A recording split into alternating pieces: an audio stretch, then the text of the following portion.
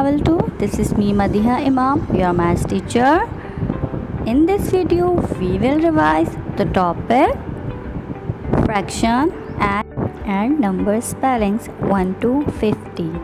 With the help of this chart you can do the number spellings in your copy. Now let's revise the topic fraction.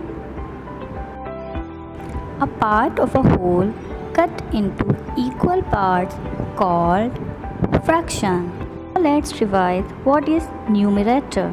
The number above the line in a fraction showing the number of equal parts that are to be added together.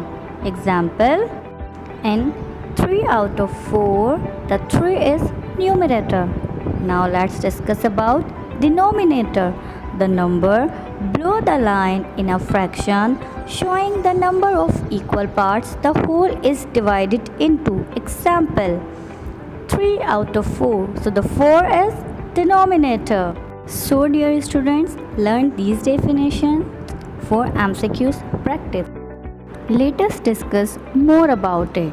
So here is the picture of cake. We need to cut the cake into 2 equal parts. Each part of the cake is half of the whole cake. Each part is 1 out of 2 equal parts. We write it is 1 upon 2. Let's have a look some more example. The numerator shows the number of equal parts that is shaded. The denominator shows the total number of equal parts in a whole. There are 2 examples of whole.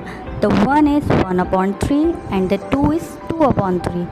Okay, so this is the one whole of 3 parts. The one part is shaded, so the shaded part is numerator and the total part is denominator. And in other whole, again there are total parts of 3 and the shaded parts are 2. So the 2 is numerator and the total parts is denominator. So dear student, in this picture we have same denominator and different numerators. So 4 upon 5 is greater than 2 upon 5. Why? Because these 2 wholes shows that who eats more.